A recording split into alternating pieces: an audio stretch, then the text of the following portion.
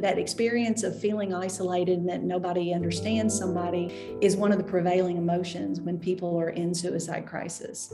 And so that's what QPR does, is it takes away that isolation and hopefully plants those seeds that, that we're here to walk with you through this. QPR stands for Question, Persuade, and Refer, and it's one type of suicide prevention program that has been recognized by SAMHSA as a best practice, and SAMHSA is the Substance Abuse and Mental Health Services Administration. I mean, personally, I believe QPR is so special because I think suicide is such a taboo conversation. People are scared to talk about it. There's that myth that if I confront someone or if I ask someone, are you having suicidal thoughts? They think that could push someone to doing that potential act. In QPR, we're trying to take away that myth. We're trying to, educate these people that no, that is not the case. Talking about it may be the only thing that could prevent it. It's really giving people an opportunity to learn more about how to navigate that difficult conversation, and hopefully they leave feeling really confident in their abilities to do that. AgriSafe has actually been around for 20 years in the area of occupational health. And so in a collaboration with the University of Kentucky Southeast Ag Center, they took upon the job of developing this very special QPR and really made it relevant to individuals that work with people in ag.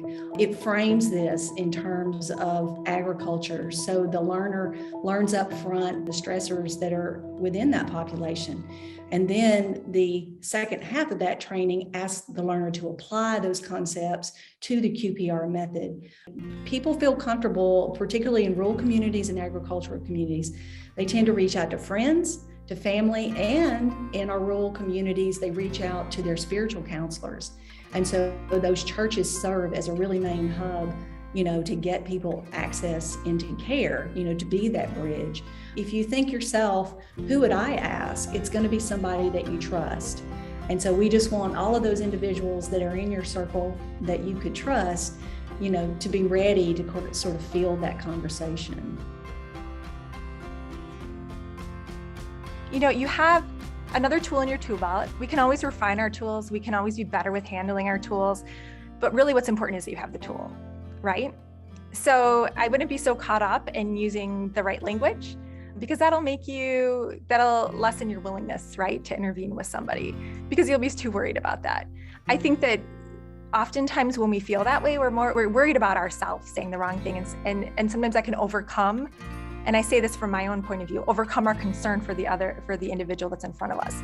So if you come from a place of caring, honestly, you can do no wrong. And I also say to people that hindsight is 20/20, right? And again, even with that hindsight, there's no perfect way to engage someone in this conversation, right? Because you can't fix it for them.